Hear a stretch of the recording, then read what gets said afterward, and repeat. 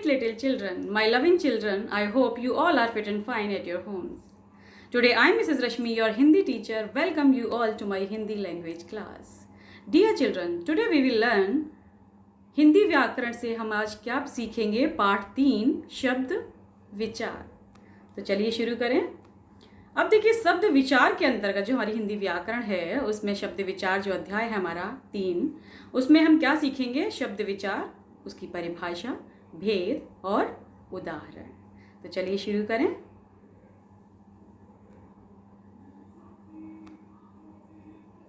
शब्द विचार, मोर्फोलॉजी। शब्द वर्णों के मेल से बने सार्थक ध्वनि समूह को, वर्ण समुदाय को शब्द कहते हैं। जैसे देखिए उदाहरण से देखिए, स जमा उ जमा र जमा य जमा अ बराबर सूर्य। यानी ये जो वर्ण दिए हुए हैं स उ र य अ, ये जो वर्ण हैं इनके समूह से सार्थक जो ध्वनि निकल रही है उसी को हम शब्द कहते हैं। तो ये स जमा उ जमा र जमा य जमा अ से जो वर्ण है हमारे, इनसे सार्थक ध्वनि कौन सी निकली है? सूर्य। तो सूर्य हमारा क्या है? शब्द। नेक्स्ट पिक्चर में देखिए, फ जमा उ जमा ल जमा अ बराबर फूल।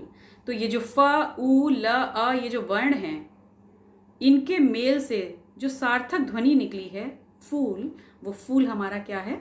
शब्द है।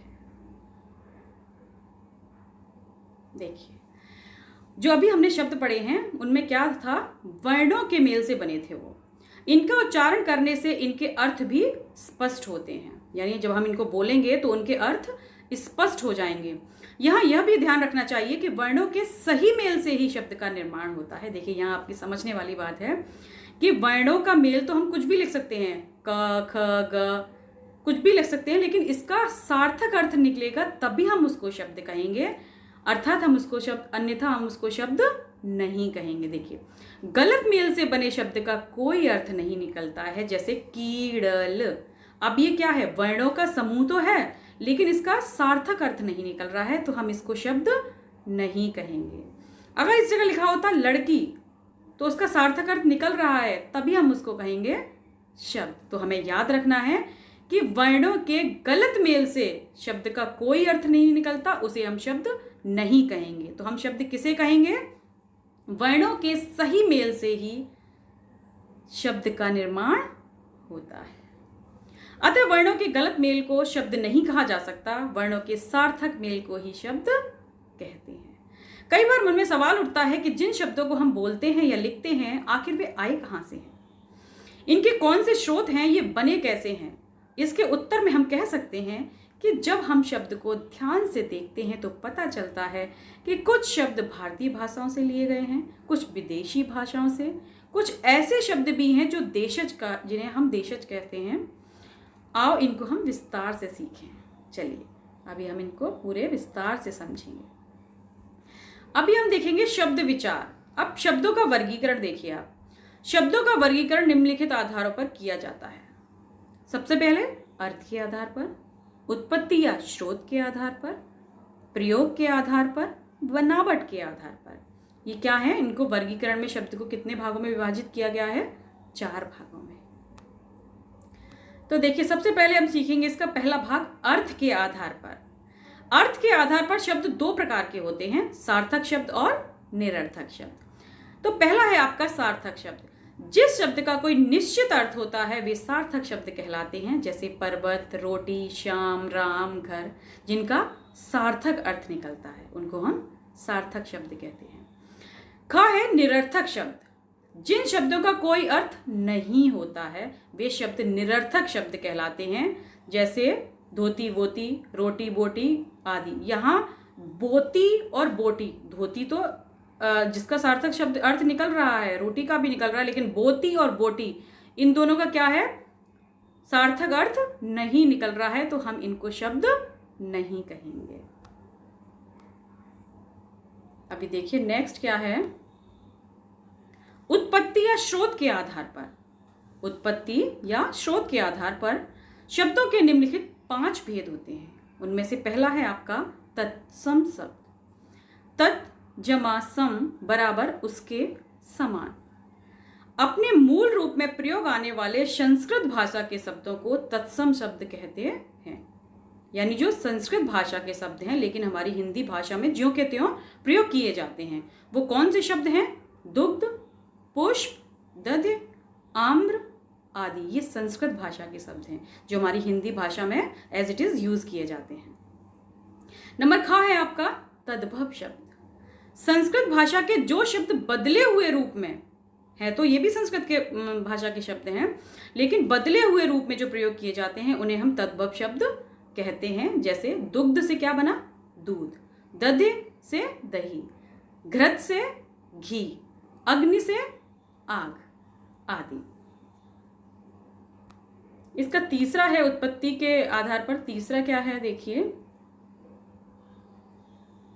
देशज शब्द। स्थानीय बोलियों से हिंदी भाषा में ग्रहण किए गए शब्दों को देशज शब्द कहा जाता है। जैसे लोटा, पगड़ी, झाड़ू, ठोकर, खिड़की आदि, ये स्थानीय बोली से लिए गए शब्द हैं। नंबर घ है आपका विदेशी शब्द, जो यानी हमारी भाषा के नहीं है, विदेशी शब्द हैं। जो विदेशी भाषाओं से हिंदी भाषा में ग्रहण किए गए शब्दों को विदेशी शब्द कहते हैं, जो हमारी हिंदी भाषा के नहीं है, विदेशी भाषा से लिए गए हैं। वो देखिए कौन से शब्द हैं? School, doctor, machine, pencil, police आदि, ये क्या है? अंग्रेजी भाषा से लिए गए हैं। नेक्स्ट आपके कागज, खून, हजार, जमींदार, फकीर, बाजार, ये अरबी फारसी से लिए गए हैं। तो ये क्या है? विदेशी शब्द हैं हमारे। नेक्स्ट देखिए नंबर 3 है आपका बनावट के आधार पर। बनावट के आधार पर शब्दों के 3 भेद होते हैं। पहला होता है आपका रूढ़ शब्द। वे शब्द जो एक निश्चित अर्थ के लिए प्रसिद्ध हो जाते हैं उन्हें रूढ़ शब्द कहते हैं। जैसे घोड़ा, लड़का, सूर्य, पृथ्वी आदि। इन शब्दों के सार्थक खंड नहीं हो सकते हैं। यानी अगर हम करेंगे घो और अड़ा को अलग करेंगे तो ना तो घो का कोई अर्थ निकलेगा, ना ही ड़ा का कोई अर्थ निकलेगा। तो ये रूढ़ शब्द कहलाते हैं। तो ये कौन से शब्द हैं? रूढ़ शब्द, जो एक निश्चित अर्थ के लिए प्रसिद्ध हो जाते हैं। जैसे घोड़ा, लड़का, सूर्य, पृथ्वी आदि, क्योंकि इनके खंड नहीं हो सकते हैं और इनके खंड हम नहीं कर सकते हैं। नेक्स्ट है आपका यौगिक शब्द। जो शब्द एक से अधिक शब्दों से मिलकर बनते हैं, यानी एक शब्द है, एक तो शब्द है लेकिन वो एक से और अधिक शब्द से मिलकर जो बनता है उसे हम क्या कहते हैं? यौगिक शब्द कहते हैं। योग यानी जोड़ना, जैसा कि नाम से पता चल रहा है। इनमें सभी शब्दों का अर्थ होता है। जैसे देखिए विद्यालय। अब विद्यालय में देखिए 2 शब्द मिले हुए हैं, विद्या प्लस आलय। भोजनालय, भोजन जमा आलय। तो ये क्या है? 2 शब्दों से बने हैं। भोजनालय जो शब्द है वो किससे बना है? 2 शब्दों से बना है। तो ये क्या कहेंगे? हम इसको यौगिक शब्द कहेंगे। इन शब्दों के देखिए मेघदूत बराबर मेघ जमा दूत, देशभक्ति बराबर देश जमा भक्ति, यानी ये 2 शब्दों से मिलकर बने हैं जिन्हें हम यौगिक शब्द कहते हैं। इन शब्दों के सार्थक खंड किए जा सकते हैं। अब देखिए हम इसके सार्थक खंड कर सकते हैं ना, जैसे भोजनालय है तो हम इसके सार्थक खंड कैसे कर सकते हैं? भोजन जमा आलय। तो इसके हम सार्थक खंड कर सकते हैं, इसलिए हम इसको यौगिक शब्द कहते हैं। और रूढ़ शब्द के हम सार्थक खंड नहीं कर सकते हैं, इसलिए वो रूढ़ शब्द कहलाते हैं। ओके, नेक्स्ट योग रूढ़ शब्द। इसका तीसरा जो है वो है योग रूढ़ शब्द। वे शब्द जो यौगिक तो हैं किंतु सामान्य अर्थ को न प्रकट कर किसी विशेष अर्थ को प्रकट करते हैं, उन्हें हम योग रूढ़ शब्द कहते हैं। जैसे पंकज, दशानन आदि। पंकज बराबर पंख जमा ज, यानी कीचड़ में उत्पन्न होने वाला, सामान्य अर्थ में प्रचलित न होकर कमल के अर्थ में रूढ़ हो गया है। यानी सामान्य अर्थ में प्रचलित नहीं है कि कीचड़ में उत्पन्न होने वाला हम बोलें, वो क्या है? रूढ़ में प्रचलित हो गया है। क्या हम बोलते हैं उसको? पंकज। अतः पंकज शब्द क्या है? योग रूढ़ है। इसी प्रकार दश मीन्स होता है दश और आनंद मीन्स होता है मुख, बाला।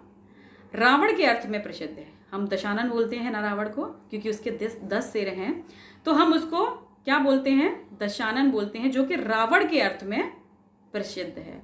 इसलिए ये कौन से शब्द हैं? योग रूढ़ शब्द। नेक्स्ट नंबर 4 है आपका प्रयोग के आधार पर। प्रयोग के आधार पर शब्द के दो भेद होते हैं, विकारी शब्द और अविकारी शब्द। पहला है आपका विकारी शब्द, जिन शब्दों में लिंग, वचन, कारक आदि के आधार पर बदलाव आ जाते हैं उन्हें विकारी शब्द कहते हैं। जो मतलब लिंग, वचन, कारक के आधार पर जिनको हम बदल सकते हैं, जिनमें बदलाव आ जाता है, उनको हम विकारी शब्द कहते हैं। विकारी शब्दों को भी 4 भागों में बांटा जाता है, संज्ञा, सर्वनाम, विशेषण और क्रिया। नंबर दूसरा है आपका अविकारी शब्द, जिन शब्दों के रूप में किसी प्रकार का परिवर्तन नहीं होता है, यानी जिसमें कोई चेंजेस नहीं होते हैं, उन्हें अविकारी शब्द कहते हैं। इन्हें अवयव भी कहा जाता है। अविकारी शब्द भी 4 प्रकार के होते हैं, क्रिया विशेषण, संबंध बोधक, योजक और विस्मयादि बोधक। ओके, नेक्स्ट है आपका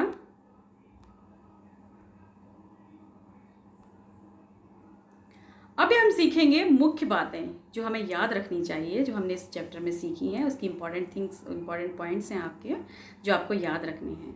पहला पॉइंट है आपका वर्णों के सार्थक मेल को शब्द कहते हैं। ये आपको याद रखना है कि शब्द किसे कहते हैं, वर्णों के सार्थक मेल को शब्द कहते हैं। नेक्स्ट, हिंदी भाषा में शब्दों को 4 आधारों पर बांटा गया है, अर्थ के आधार पर, उत्पत्ति के आधार पर, बनावट के आधार पर और प्रयोग के आधार पर। नेक्स्ट पॉइंट है आपका लिंग, वचन, कारक आदि के कारण जिन शब्दों के रूप में परिवर्तन आता है वे विकारी शब्द कहलाते हैं। नेक्स्ट पॉइंट, किसी भी स्थिति में कोई भी परिवर्तन न होने वाले शब्दों को अविकारी शब्द कहा जाता है। आई होप डियर चिल्ड्रन, आप सबको ये अध्याय अच्छे से समझ में आया होगा। So thank you, take care.